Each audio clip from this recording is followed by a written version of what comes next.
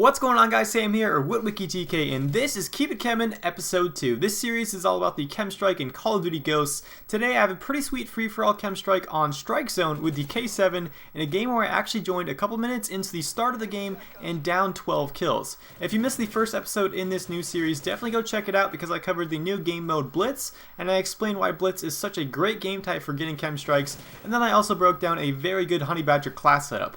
As always, you can see the class setup for this gameplay over to the right on the border and the K.E.M.ING countdown at the bottom.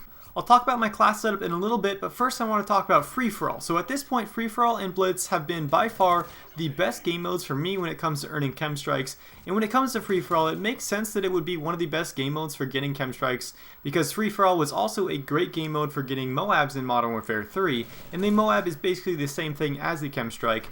Coming off of Black Ops 2, which had the 30 gun streak nuclear, you might not think of free-for-all as being a go-to game mode for getting KEM Strikes, but unlike Black Ops 2, you only need a 25 gun streak, which is obviously lower, but that also means you can die a few times and even pick up a few kills before then still going on to earn a KEM Strike in free-for-all. Plus, Ghost has the Special Strike package, which works very well in free-for-all.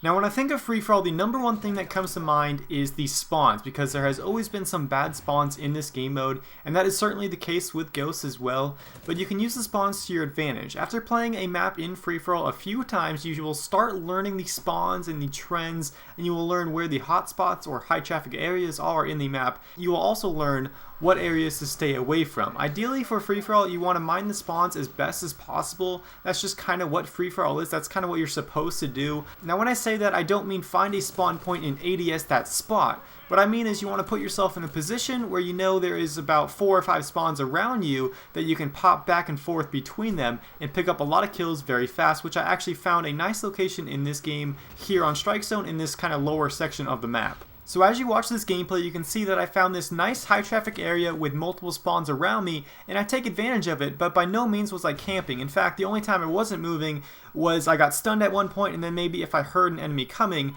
which brings me to my next topic, which is perks. So for free-for-all, there is 5 perks that really stand out in my mind. As I mentioned in the first episode of this series, sound whoring in this game can really help you, and without dead silence can really hurt you. And this is especially true for free-for-all, so dead silence and amplify are going to be very useful.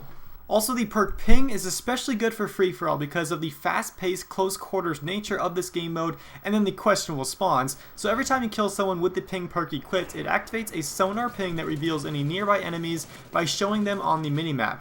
And then off the grid is also very useful in free-for-all just because a lot of people use satcoms in free-for-all, which brings me finally to the wiretap perk, which paired with off the grid and free-for-all is an amazing combination. So if you don't know what wiretap does, it basically makes any satcoms your enemies put on the field work for you as well. So since you can sometimes find lobbies where there are a ton of people running satcoms, you can put on wiretap and take advantage of those satcoms, especially if there's 4 down at the same time. You can get an advanced UAV, and at the same time you can run the Special Strike package. Now there is the KEM Strike, and that is the end of this gameplay. Unfortunately, I didn't get to cover the submachine guns in this video, but I will definitely be uploading future episodes of Keep It K.E.M.ING where I do cover tips for all the different gun types. So it would be awesome if you guys could check out my channel. There's going to be a link in the description, and then blow up that like button if you enjoyed. Thanks for watching, guys. Roll out.